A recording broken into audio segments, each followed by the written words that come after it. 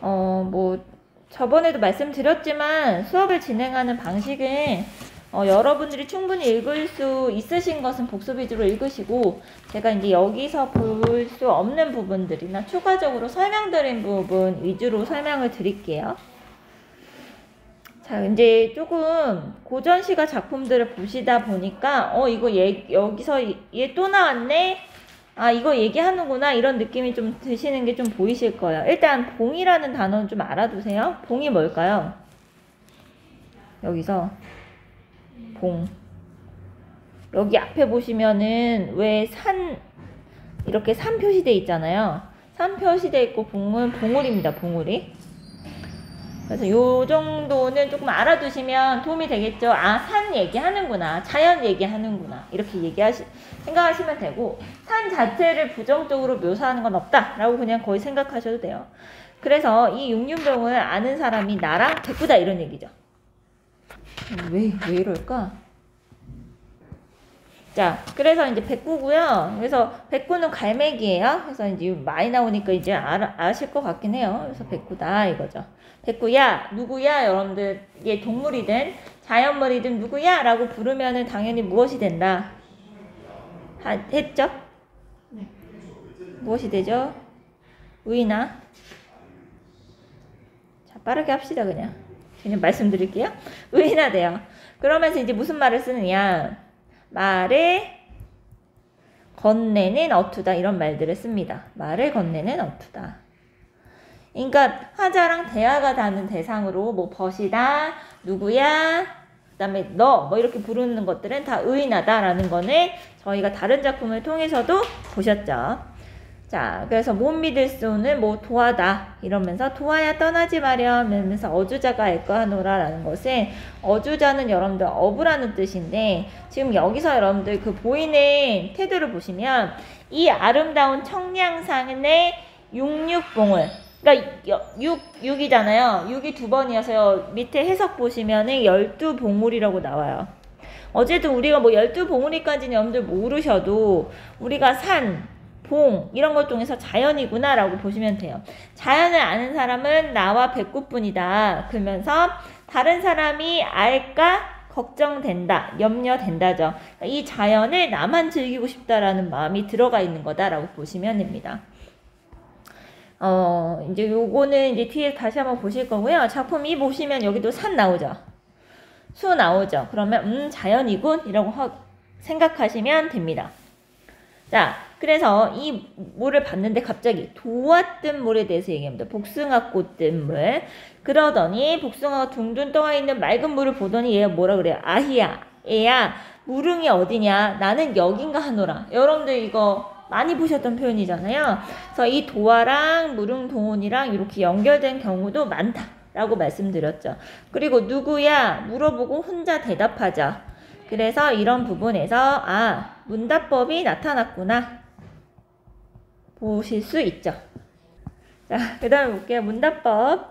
요거 보시면 되고요. 그래서 갑자기 얘기를 하다가 자연의 모습을 얘기하다가 물운동 얘기하면은 그만큼 여기가 아름답다. 자연 경치에 대한 예찬적인 표현으로 무릉도원이 쓰이더라 라는 거 기억하시죠? 요것만 생각해 주시면 될 것 같습니다. 저희가 많이 봤던 유형. 나머지는 좀 읽어보시면 될 것 같고요. 그래서 145쪽 넘어가면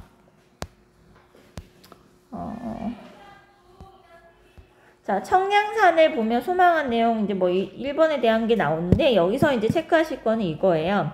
이게 이제 자연에 대해서 아름다움을 노래한 작품은 굉장히 많은데, 얘는 뭐냐, 이 아름다움을 예찬하는 작품은 굉장히 많다. 그런데 여기서 포인트는 속세의 다른 사람에게 이 자연의 아름다움을 알리고 싶어 하지 않는군. 이제 요게 포인트라고 보시면 돼요. 요런 작품들은 그렇게 많지는 않아요. 이 자연의 경치를 다른 사람과 함께 누리려는 게 훨씬 더 많습니다. 자, 이거 1번. 이렇게 하니까 좀 보이시죠? 1번에 있고요. 자, 그 다음에 2번에 여러분들 보시면 여기도 아름다움 예찬하는 건데, 자연의 아름다움을 무릉도원에서 빗대어 예찬하는 부분들도 많이 나오더라 이거죠. 그러면 그만큼 경치가 아름답다는 것을 강조하는 표현이 돼버리더라. 이런 거고요. 문답법에 대한 내용도 여기도 나옵니다. 그래서 여기 옆에 넘어가시면 3번에서 왜 무릉도원과 도화나 이런 것들이 자연경치의 예찬의 표현인지에 대한 유래가 나타나니까 한번 읽어보시면 될 것 같고, 그래서 속세와 동떨어진 뭔가 이상향의 세계를 가리켜서 무릉도원이라고 부르는 이제 그 유래, 옛날 이야기에 대한 설명이 여기서 나온다. 그럼 무릉도원을 왜 다른 사람들이 많이 썼냐라고 봤을 때는 세속과 뭔가 많이 떨어진 공간에서 평화롭게 뭔가 한문을 수행하거나 자연 경치를 즐기고자 했던 그 당시 이제 그 양반들의 이런 의식이 나타난 것이다. 뭐 이 정도입니다. 자, 그럼 넘겨서 147쪽 강호사시가 볼게요. 자, 봅시다. 강호사시가고요. 요거는 말 그대로 여러분들 여기서 제목에서 다 나오죠. 강호는 자연. 사시란 말은 사계절이란 뜻입니다. 자연의 사계절을 노래한 거다. 이런 이제 제목이고요. 얘는 여러분들 마지막 부분에 역군은 이셨다를 반복합니다. 그래서 역군은 이셨다는 여러분들 뭐냐면 모든 것은 이 역시 군은 임금님의 은혜다 라는 표현입니다. 그래서 이걸 반복하기 때문에 이런 말들을 씁니다. 통사구조, 문장이란 말을 고급화시킨 통사란 말을 썼었죠. 그래서 통사구조의 반복이다. 그 다음에 형식적인, 맨 끝에 이 말이 반복이 되니까 형식적 통일성을 갖추고 있다. 이런 표현들을 쓴다 라고 보시면 될 것 같습니다. 당연히 반복하면 운율감이 생기고 강조도 되는 거겠죠. 그래서 걔네들을 같이 가는 이제 세 세트니까요. 이렇게 보시면 될 것 같고, 그래서 보통 이게 이제 사시니까 춘사, 하사, 추사, 통사 이렇게 해서 봄, 여름, 가을, 겨울이 나오는 거고요. 그래서 주로 여러분들 초장에는 이제 계절에 대한 게 나옵니다. 이게 모든 장이 그래요. 계절에 대해서 얘기를 하면서 계절이 변화했다 이런 거죠. 강호의 봄이든지 강호의 여름이든지 이제 이렇게 하면서 계절이 변화하면서 이 계절에 느끼는 뭔가 흠취에 대해서 노래를 한 게 대부분이에요. 이 계절 속에서 중장에서는 자신이 어떻게 생활하는지, 이 계절 속에서 어떻게 생활하는지에 대한 중장에서는 화자의 그런 생활적인 모습들이 나오고요. 어떤 생활을 하는지. 그 다음에 종장에서는 아시다시피 초중장의 내용, 이러하옴도 역군이셨다. 이런 식으로 비슷한 구조가 반복적으로 일어납니다. 자, 그래서 강호의 봄이 든다. 그래서 흥이 미친 흥이라고 나오죠. 그래서 이런 부분들이 어떠냐면 이런 말들을 쓰죠. 화자의 정서를 집약시킨다 이거죠. 직접적으로 정서를 제시하는 부분들을 정서를 집약한다 라는 말로도 쓰이니까 같이 알아두시면 될 것 같습니다. 그래서 미치는 게 왜 전론하냐 했을 때 이러니까 지금 뭐예요? 시냇물에서 고기를 안주 삼아서 뭔가 먹고 있나 보죠. 그래서 소박한 여러분들 술과 음식은 안빈 낙도, 그 다음에 여러분들 안분지족 요렇게 두 개 다 세트로 알아두시면 된다 이거죠. 그래서 일부러 소박한 술과 음식을 나는 즐기는 자연 속에서 이런 즐기는 사람이다 라는 것을 약간 보여주기 위한 이런 표현들이 많다 이거죠. 그래서 이 몸이 이렇게 자연 속에서 한가롭게 여유롭게 즐기는 것은 모두 다 임금님의 은혜 덕분입니다. 이런 거고요. 여기 보시면 임금님에 관련된 거니까 당연히 높임 표현이니까 우리 배웠던 거 이런 거 샤 이런 거 보이시죠? 이런 표현들이 쓰이는 겁니다. 그래서 충 나오면은 유교 같이 가는 개념이라고 보시면 됩니다. 자, 하사고요. 뭐 여름이 들었대요. 자, 그런데 강물결입니다. 물결이 뭐래요? 믿음이 있대요. 그래서 이 표현을 가지고 당연히 강물결이 믿음이 어디 있어? 즉 강물결, 강파를 의인화시킨 표현이다 이거죠. 이 강물결이 바람을 보내준다 이거죠. 그래서 이 몸이 여름인데 시원하게 지내는 것은 임금님의 은혜 덕분입니다. 이런 표현입니다. 여름에 시원하게 지내면 좋은 거잖아요. 자, 그래서 뭐 일이 없다 이런 표현들은 여러분들 심심하다는 것이 아니고 계속 뭔가 한가롭다. 여유롭다. 이런 말을 하고자 하는 겁니다. 그래서 이렇게 여유롭고 한가롭고 이런 것은 모두 임금님의 덕분. 이런 얘기를 하는 겁니다. 완전 장난 아니죠. 추사. 자, 고기마다 살쪄있대. 이제 가을이니까 뭔가 이렇게 풍성함, 풍요로움을 얘기하는 것들이 여러분들 많습니다. 가을은 수확의 계절이다 보니 이게 모든 작품에서 이런 계절감들이 특히 가을 같은 경우는 무슨 뭐 이렇게 낙엽이 떨어지는 이렇게 쓸쓸한 분위기도 있지만 이런 풍성한 분위기도 분명히 존재합니다. 자, 그래서 배에 금을 실어. 얘들아, 요 한자는 좀 알아두시면 좋아요. 여기 들어가면 배라는 거예요, 배. 자, 그래서 배에 금을 실어서 던져두고 이 몸이 이러한 조그만 일을 하는 것도 다 임금님의 덕분입니다. 이런 거고요. 동사도 보시면 겨울이 드니 이제 여기서는 그나마 강호사지가에서는 계절감을 직접적으로 드러내는 소재는 요거 하나입니다. 그래서 계절감을 나타내주는 이제 소재다. 그래서 한자가 넘다. 눈이 많이 쌓였다. 뭐 이런 내용이고요. 삿갓, 그 다음에 누역 이런 것들이 뭐냐면 나름 이제 소박한 검소한 옷차림이다. 그래서 이런 것들도 안빈낙도 무슨 뭐 안분지조 이런 애들 세트라고 보시면 됩니다. 자, 그래서 이 겨울에 소박하지만 춥지 않은 것도 다 임금님 덕분입니다. 라고 노래한다. 보시면 됩니다. 자, 그러면 넘겨서 자, 148쪽 보시면은 이제 뭐 나오는데 일단 안빈낙도 청비남 이런 것들에 대해서 한번 좀 알아두시면 좋을 것 같고요. 1번에 대한 내용. 자, 그래서 자연과 하나 돼서 무라일체돼서 아무 욕심 없이 한가롭게 살아가는 삶을 바람직한 것으로 여기고 지향하는 것은 이 사람 말고도 앞으로도 보게 될 거고 그 전에도 봤었던 가치관이다 라고 보시면 됩니다. 그래서 2번에 보시면 각 계절에 따른 흥치, 임금에 대한 감사함을 봄, 여름, 가을, 겨울로 통해서 얘기를 하고 있다 라는 거고요. 여기서 다시 한번 정리돼서 나옵니다. 자연 속에서 사계절의 흥치를 모두 즐기고 있는 것을 모두 임금님의 은혜 덕분으로 돌리는 거죠. 그래서 앞으로 조선시대에서 많이 나오는 충의 사상이 정말 잘 드러난 작품이다 이거죠. 완전 직설적으로 등장하고 있죠. 그 다음에 이제 3번에서는 뭐 이런 거죠. 역군이셨다라는 이제 문구가 계속 반복적으로 나타나고 있잖아요. 그래서 모든 수에 반복되면서 통일성을 형성하더라. 뭐 이런 거고요. 당연히 신하로서 임금님의 은혜에 감사한 유교적인 관념을 효과적으로 드러내겠죠. 왜? 반복하니까. 강조되고 효과적이겠죠. 자, 그래서 엄기시간 149쪽에 보시면 이런 부분을 통해서 이 강호사시가의 형식적인 부분에 대한 설명이 드러나 있으니까 이 부분을 좀 꼼꼼히 한번 읽어보시면 될 것 같습니다. 자, 그 다음에 오륜과 들어갈게요. 자, 삼강오륜이라고 해서 사람이 반드시 지켜야 될 도리에 대한 것을 얘기를 한 거예요. 그래서 이거는 진짜 딱 목적이 백성들을 교화시키려는 목적입니다. 그래서 백성들을 뭔가 깨우친다, 가르친다라는 말로 무슨 말이 있냐면 계몽이라는 단어가 있어요.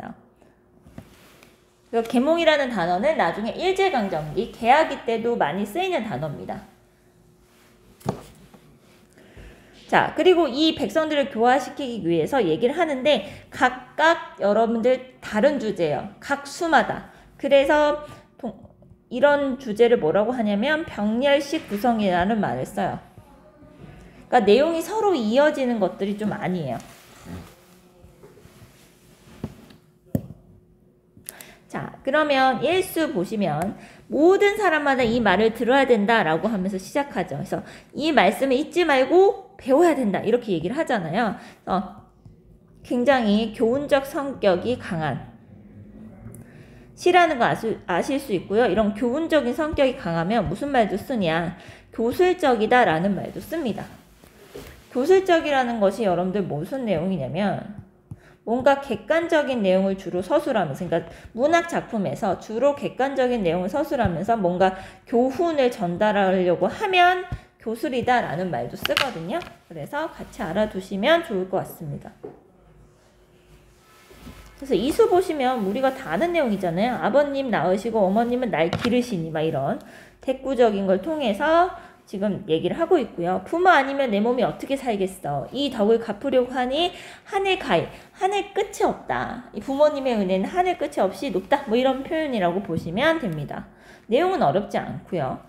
삼수 보시면 종과 주인의 신하와 임금을 통해서 비교를 하고 있고요. 가장 여왕벌처럼 여왕개미처럼 해서 가장 상하 위계 질서가 잘 잡힌 벌과 개미를 예로 들고 있는 겁니다. 그래서 어때요? 이런 신하 임금 즉 군신 간의 도리 이런 것을 잘 표현할 수 있는 애들을 일부러 제시해서 이 뜻을 얘네들이 이미 알고 있다. 그러면서 두 마음, 두 뜻 말지 말고 속이지 말고 잘하자. 뭐 이런 겁니다. 그래서 이런 벌과 개미를 통한 이런 자연의 이치를 통해서 지금 얘는 전반적으로 무엇을 강조하고 있는 거냐면 상하, 위아래의 질서를 강조하는 내용입니다. 다 부모와 자식이라든가 막 이런 내용들이어서요.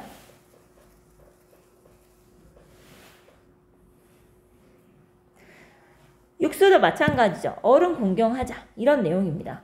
그래서 늙은이는 부모 같고 뭐뭐 같고니까 직유적인 것도 사용됐고 무엇은 무엇 같고 무엇은 무엇 같다 해서 전반적으로 대꾸법도 나타나고 있다라는 거 보시면 되고요. 그래서 불공하면 공경하지 않으면 무엇과 다를까? 즉 뭐냐면 짐승과 다를 바가 없다. 즉 윗사람은 공경해야 된다라는 말을 하는 겁니다. 그래서 나이가 많으시면 절할 거다라고 나와 있는데 요게 다른 데는 또 해석이 어떻게 돼 있냐면 노인이나 나이 많은 사람을 맞이하게 되면 어른을 맞이하게 되면 절할 것이다. 요렇게 해석된 부분도 있어서 그냥 요 정도는 같이 알아두자라는 의미로 말씀을 드렸습니다. 자, 그러면 151조 자, 내용 보시면은 여기도 보면 나오죠. 백성들을 교화시키기 위해서 이 작품을 창작했다라는 거죠. 그래서 도덕적, 교훈적 성격이 매우 높은 글이어서 수능 출제는 조금 떨어지지 않을까라는 생각은 조금 들어요. 근데 이게 학력평가는 이제까지 기출이 된 적이 있긴 있어요. 좀 너무 단순한 게 있어서. 자, 2번 보시면 정형적 율격을 가졌다 뭐 이런 거는 원래 시조가 가진 특징이니까 크게 상관없고 여기서 포인트는 요거죠. 목적의식이 강하다 라는 말이 뭐냐면 어떤 교훈을 전달하려는 이런 글들은 목적의식이 강하다라는 말도 씁니다. 그리고 교술이라는 말도 쓰고요. 그래서 요런 단어들은 좀 알아두셨으면 좋겠다. 그리고 여기 아래 보시면 매우 직설적이죠. 그럼 즉 뭐예요? 백성들의 교훈을 전달하기 위해서 매우 직설적인 어투를 썼다는 얘기는 반대로 얘기를 하면 문학성은 떨어진다는 얘기입니다.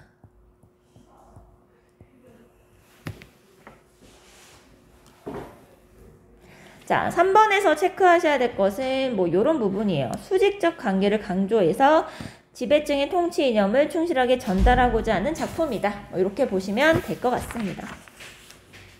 자, 그럼 넘겨서 어부단가 153쪽 볼게요.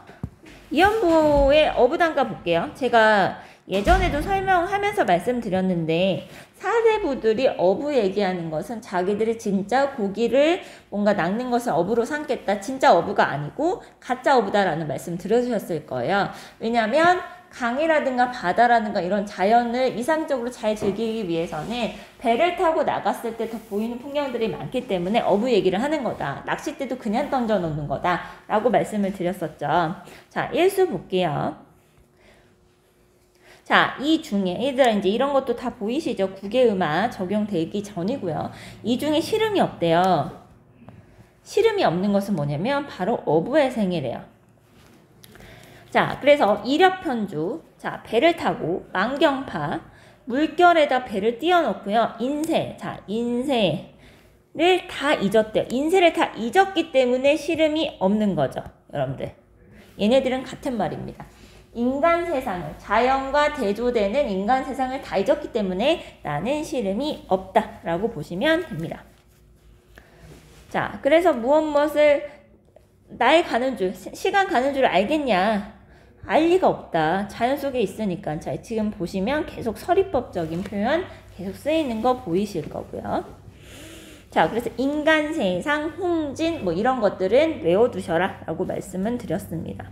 이수 보시면은 자, 배를 탔으니까 굽이 보는 푸른 물이 보이실 거고 돌아보니 만첩 청산이 보인다라고 돼 있는데 여기 보시면 둘 다 녹, 청 비슷한 색채 이미지를 통해서 지금 시상 전개를 하고 있군. 이런 부분도 체크하실 수 있을 거고요. 여기서는 색채 대비라기보다는 비슷한 색채를 제시를 하면서 뭔가 얘기를 하고 있는 부분이죠. 잠깐 청산을 돌아봤대요. 하지만 뭐예요? 홍진이 보이는 거죠. 홍진이 엄청나게 가려져 있는 거야. 자, 그래서 강호의 월벽하고는 나는 맞아. 속세에 잠시 미련이 있었으나 나 욕심 없어. 욕심이 없다는 얘기를 어때요? 달도 하얀색. 뒤에 백을 한 번 더 썼죠.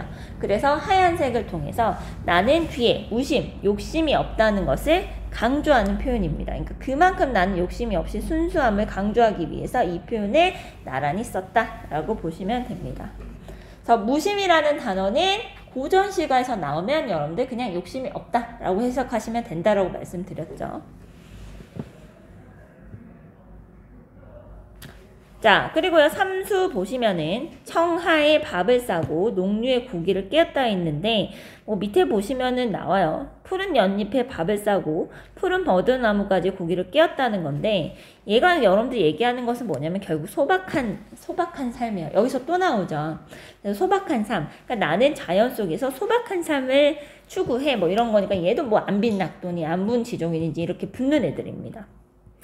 자, 그래서 노족화청에 갈 때에 배를 매두고 일반 청임이 자 뭐냐면 청이 맑을 청자예요. 그러니까 별거 아니에요. 사실 자연 속에서 별거 아니게 소박하게 즐기는 건데 나는 여기서 참된 의미를 찾는다 이거죠. 그래서 사소하지만 정말 맑고 가치가 있다. 자연이 주는 의미는 맑고 가치 있다. 이런 얘기를 하고 싶은 거죠. 그래서 이런 즐거움을 누가 알겠어? 나는 알고 있어. 이런 표현인 거죠. 그래서 이런 데 부분에서 뭐예요? 약간 자부심적인 이런 표현들도 드러나 있는 것이죠. 자, 사수 보시면 산봉우리인데 우리가 이 정도는 몰라도 산은 아시니까 산에 구름 있구나. 그쵸? 자, 구름이 있고 그 다음에 백구 갈매기가 비 날고 있구나. 그러니까 자연 경치를 자신이 눈에 보이는 자연의 경치를 제시를 하면서 무심, 욕심이 없고 다정하고 이런 것은 이 두 개밖에 없다 이거죠. 이 두 개는 뭐예요? 두 것이로다. 얘는 요것과 구름과 갈매기다 이거죠. 그래서 자연물적인 대상은 욕심이 없다 이러면서 일생의 시름을 잊고 지금 여러분들 앞에 보시면 요 시름을 잊고가 다시 한번 나오면서 나는 인간 세상의 모든 시름을 잊고 너희들을 쫓아서 같이 놀겠다, 같이 살겠다 이거죠. 그래서 자, 두 것은 결국 너고 이 너는 아시다시피 구름과 그 다음에 갈매기입니다. 그래서 이런 표현들은 다 의인화된 표현이면서 나는 자연과 함께 살겠다 뭐 이런 거니까 뭐 무라일체, 자연조화 뭐 이런 애들이 다 따라오는 개념들이겠죠. 자, 오수 보시면 장안, 임금이 계신 한양, 수도. 장안 좀 알아두시면 좋겠어요. 가끔씩 나와요. 임금이 계신 한양을 얘기를 하는 거고요. 그 다음에 궐이죠. 그래서 임금이 계신 궁궐이에요. 자기가 자연 속에 있잖아요. 이런 표현 되게 많이 쓰거든요. 이게 임금이든 대상이 아니면 사랑하는 임이든 간에 이게 이제 자신이 자연 속에 있으니까 사랑하는 그 임금님 계신 곳 항상 멀리 있어요. 그래서 물리적 또는 심리적인 거리감을 이런 천리라든가 만리라든가 이런 숫자 이런 걸 통해서 거리감을 표현하는 것들이 굉장히 많다라고 말씀을 드렸고요. 어주. 자, 낚싯배 위에 누워있는데 잊은 적이 있겠느냐? 없다 이런 거죠. 잊은 적이 없어요. 누구를? 임금님을. 그러면서 두어라. 내 시름이 아니다. 제세연 정도는 여러분들 외워주세요. 꽤 나와요. 제가 저번 시간에 동량제라는 표현을 썼을 거예요. 동량제가 뭐냐면 그 대들보 같은 거예요. 그 집을 지을 때 꼭 필요한 목재들. 그게 나라를 뭔가 일으키고 나라를 뭔가 구할 만한 좋은 인재들이라는 의미를 얘기를 했었고, 제세연이라는 것도 뭐냐면 나라를 입장에서 세상을 구할 좋은 사람들이에요. 그래서 이런 단어들은 좀 알아두시면 좋겠다. 근데 내 시름이 아니다. 근데 내 시름이 아니라고 얘기를 해놓고 어쨌든 자연에서 나는 자연에 있으니까 너무 좋아 얘기해놓고 어때요? 막판에 갑자기 막 나라 걱정을 하죠. 그래서 이 여기서의 여러분들 실험은 좀 달라요. 여기까지의 여러분들 실험은 뭐냐면 약간 속세에 대한 미련 정도라면, 여기서의 실험은 뭐냐면 나라를 걱정하는 우국충정의 마음입니다. 자, 그러면서 제세연이라는 건 무엇이냐? 이 사람이 보니까 자연 속에서 나는 살겠다라고 얘기를 했으면서도 속세. 여기서는 이제 일반적인 속세에서 정치 현실인 거죠. 여기에 대한 미련이, 근심이 남아있다라고 볼 수 있는 거죠. 완전히 떨치지는 못했다라는 것이 남아있다.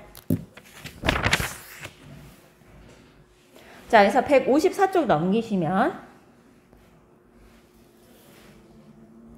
자, 이거는 가장 이상적인 거예요. 자연 친화적인 삶은 요 양반 사대부들이 많이 추구했던 삶입니다.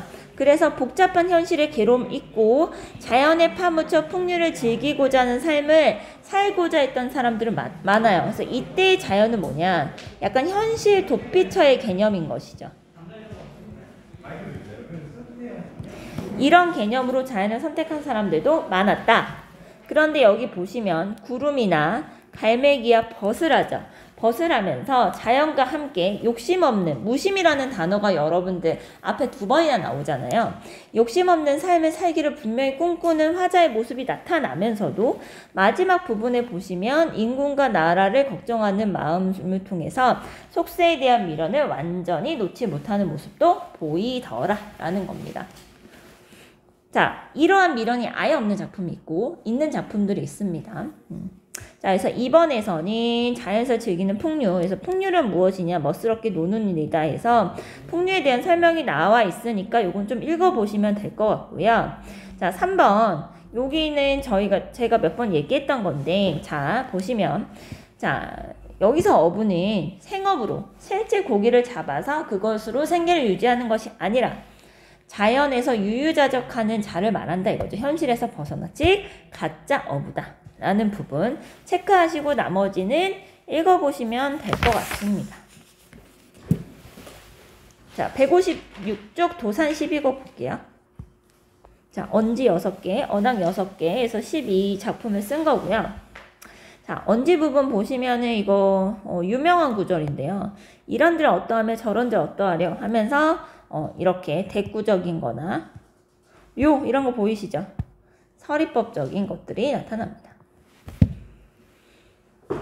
자, 그래서 세속적인 것들을 얘들아 뭔가 달관한다, 초탈한다, 초연한다, 초월한다, 이런 이제 연관되는 단어들은 같이 알아두시면 될 것 같아요. 세속적인 것에 얽매이지 않는 태도들을 다양한 단어들을 통해서 제시를 하죠. 실제로 물어보는 보기에서는. 자, 그러고 나면 초야 우생인데요. 이 우자가 어리석은 우자거든요. 그래서 그 상춘국 시작할 때도 그런 얘기 하잖아요. 그러니까 이게 초야 우생은 뭐냐면 어리석은 약간 시골 사람? 여기도 그 해석 보시면 아래 시골에 묻혀 사는 어리석은 사람이라고 되어 있잖아요.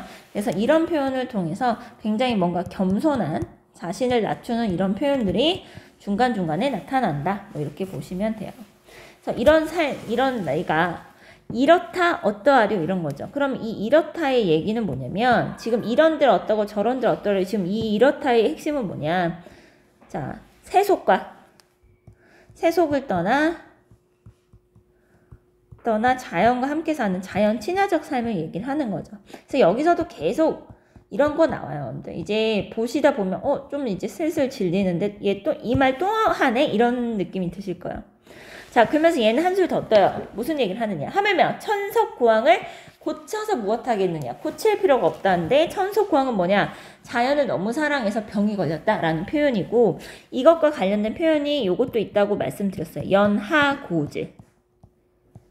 그래서 천석과 연하는 자연, 고황과 고질은 불치병이란 말씀 드렸어요. 그래서 자연을 너무 사랑해서 불치병이 걸렸다. 이 병은 나을 수 없는 병이죠. 자연을 너무 사랑한다. 뭐 이런 표현입니다. 그래서 지는 하나를 봐도 아시겠듯이 이 지는 이 뜻지자는 무슨 얘기냐. 나는 자연과 함께 살겠다. 그래서 자연과 보태면 살겠다. 그래서 자연 친화적인 게 나타나는 것이 언지입니다. 그래서 밑에도 보시면 연하 안개와 노을로 집을 삼고요. 풍월로 벗을 삼겠대요. 물론 뭐 친구를 삼는다는 거 보니까 여기선 우인하다 이런 것도 뭐 찾아보실 수는 있겠죠. 우인하. 태평선대에 병으로 늙어가니 이 중에 여러분들 여기서 병은 두 가지 병이에요. 아까 보셨던 자연을 사랑하는 병도 있고 그 다음에 이 사람이 늙어서 겪는 자연스러운 병일 수도 있고 어쨌든 병으로 늙어가니 이 중에 바라는 일은 허물이나 내 허물만 잘못만 없으면 된다. 자연과 함께 살겠다. 뭐 이런 태도 계속 나타나고요. 근데 학은 달라요. 학은 학문이잖아요. 그러니까 무슨 내용이냐면 학문 수양 열심히 하겠다. 학문 수양에 정진하겠다. 뭐 이런 내용들이 나타납니다. 그래서 당시에 여다는 좀 알아두시면 좋겠죠. 많이 나오죠. 가다. 뭐 이런 겁니다. 그래서 당시에 가던 길을 몇 해를 버려뒀대요. 그러면 원래는 공부를 좀 하다가 몇 해를 버려뒀다는 얘기는 잠시 학문 수양을 좀 게을리 했나 보죠. 학문 수양을 게을리 했다.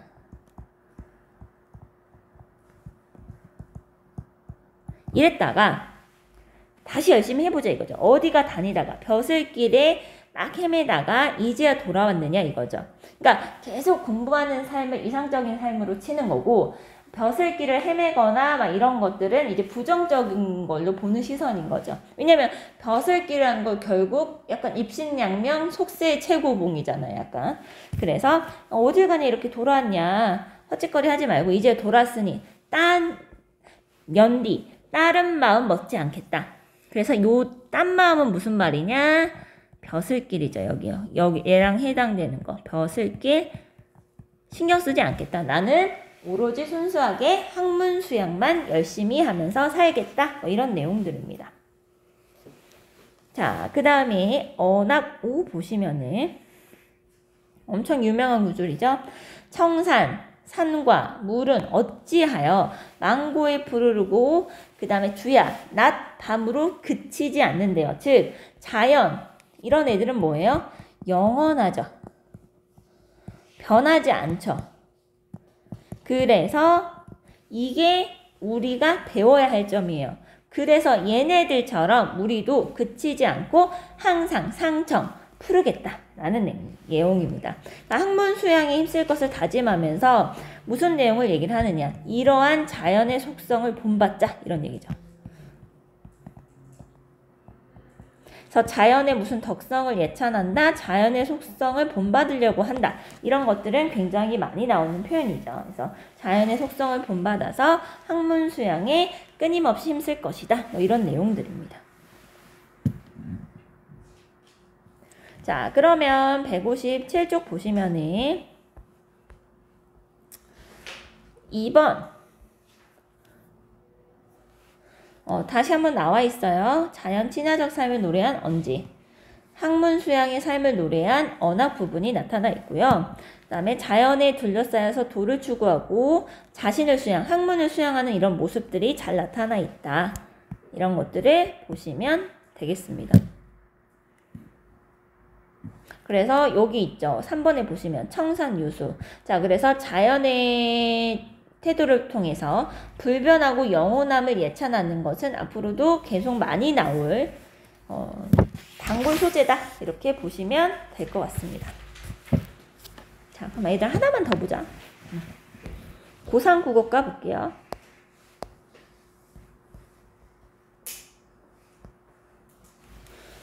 자, 고3 국어과인데 얘도 뭐 사시라는 말은 안 나왔어도 사계절에 따른 노래라고 보시면 됩니다. 사계절에 따른 이게 봄의 경치예요. 자, 볼게요. 고상구곡담을 사람이 모르더니 주워먹고, 자, 털을 잡고 집을 짓기 시작하니까 온갖 사람들이 이제 막 오기 시작한대요. 자, 그러면서 어즈버 이런 거는 여러분들 감탄사거든요. 감탄사. 무의를 상상하고 학주제를 하리라 막 이런 게 있어요. 여러분들 지금 보면은 앞에 내용은 그래도 조금 이해가 갔었는데 여기 내용은 갑자기 되게 어려워지죠. 그러면 우리가 그냥 읽었을 때 이해가 안 된다는 거는 뭐겠어요? 고사 인용하고 그 다음에 한문 되게 많이 쓰는 거죠. 어려운 한문을 쓰면 앞에 무슨 수식어가 붙냐면 낯설다, 그 다음에 생경한 막 이런 말들이 붙기 시작합니다. 그래서 이런 애들이 붙으면 제가 저번에도 말씀드렸지만 문학성은 떨어진다라고 평가하고요. 무슨 뭐 관념어를 서술한다던가 관념어를 무슨 나열한다던가 이런 말들을 쓰기 시작합니다. 그래서 이제 이런 작품들은 만약에 여러분들 그 출제가 되면은 좀 그 별표 있죠 밑에 해서 이제 단어들 설명하는 게 좀 많이 붙긴 붙어줄 거예요 아마. 자, 그래서 학주자를 하리라. 그러니까 우리가 이제 이렇게 보시면 아 열심히 공부하려나 보다 요 정도만 보셔야 돼요. 자, 여기서의 여러분들 이 작품의 특징은 뭐냐면 중의법이에요. 중의법. 이 작품의 특징은 중의법이 많이 나옵니다. 예를 들어서 관함이에요. 감 모양의 바위예요. 실제로 지명일 수도 있고 그 다음에 지명과 바위 해서 중의적인 요소를 또 많이 씁니다. 이 사람이. 그래서 1곡은 어둠에고 이렇게 시작해요. 2곡, 3곡, 4곡 어둠에고 이런 식으로 동일한 형식으로 이렇게 시작해서 9곡으로 끝난다. 이렇게 보시면 됩니다. 그래서 9곡가입니다. 그러니까 여러 가지 이제 이 산의 모습을 보면서 얘기를 하는 거고요. 자, 평무에 그 들판에 막 안개가 걷어지니까 저 먼 산이 마치 그림이 돼요. 그러면 그림처럼 아름답다. 뭐 이런 내용이고요. 소나무 사이에 녹준을 놓고 벗 오는 양 보노라. 그러니까 자연의 모습을 여러분들 보시면서요. 술동아리를 놔두고 막 술을 마시면서 자연을 감상한다. 뭐 이런 거죠. 그래서 자연을 벗이라고 표현하는 부분들 이런 걸 통해서 여러분들 자연 친화적인 게 잘 드러난다. 뭐 이렇게 보시면 되고요. 자, 이 곡은 뭐래요? 자, 다 이런 식이에요, 여러분들. 꽃바위래요, 여러분들. 꽃바위의 춘말. 봄이 가득 찼대요. 이런 내용이고요. 그래서 성지, 명승지라고도 하고 그냥 승지라고 나오는데 무슨 아름다운 경치니 학문의 전당이니 뭐 이런 거죠. 그래서 중의법적인 요소가 나오는데 여기 태도를 보시면 이 사람이 승지를 모르니 알게 한들 어떻겠냐. 알게 해보자 이런 거예요. 아까는 어때요? 자연의 모습을 자신만 보려고 했는데 여기서는 어때요? 이러한 것들을 공유하려고 하는 알리려고 하는 화자의 태도가 나타나죠. 그래서 요 정도만 보시면 돼요. 자연은 항상 본받을 대상, 예찬의 대상, 가까이 지내려는 친화의 대상인데 그 자연은 혼자만 알려고 하느냐 아니면 널리 알리고 뭔가 공유하려고 하느냐 이런 태도적인 차이가 보인다 이렇게 보시면 되고요. 이제 중간엔 다 빼먹고 마지막 9곡만 얘가 제시를 해놨습니다. 자, 그래서 9곡은 봐보세요. 문상, 기암개석, 유인 다 중의법적인 해석들이 여러분들 너무 많이 나오잖아요. 그래서 이 작품은 굉장히 관념적이고 좀 어려운 작품이다라고 보시면 됩니다. 근데 마지막 부분에서 좀 얘기할 게 있어요. 유인은 떠돌아다니는 사람, 즐기며 떠도는 사람, 학문에 힘쓰지 않는 사람, 즉 자신을 제외한 다른 세상 사람들 얘기하는 거예요. 이런 사람들은 여기를 와보지도 않고 볼 곳이 없다고 하더라. 뭐 이런 거죠. 그래서 이게 학문적인 비유도 되는 거죠. 학문을 제대로 수양하지 않는 사람에 대한 안타까움을 노래하는 거로도 해석될 수 있는 작품이다 라는 겁니다. 자, 160쪽에서 좀 정리만 하고 좀 넘어갈게요. 자, 일단 공간이 자꾸 바뀌어요. 몇 곡을 통해서. 거기에 따른 경치와 감흥을 노래하는 작품이에요. 그리고 여기서 여러분들 찾아볼 수 있는 것은 하루의 순환과 한 해의 질서에 따른 자연 경치의 변화, 이런 아름다움이 잘 나타나 있다라고 하는데 우리는 잘 못 느끼겠죠. 자, 일단 여기서 한 해의 질서라고 얘기하는 것은 여러분들 뭐냐면 여기서 봄부터 겨울까지의 사계절이 드러나요. 지금 여기서 잘렸는데 봄 하나는 보셨죠? 그쵸?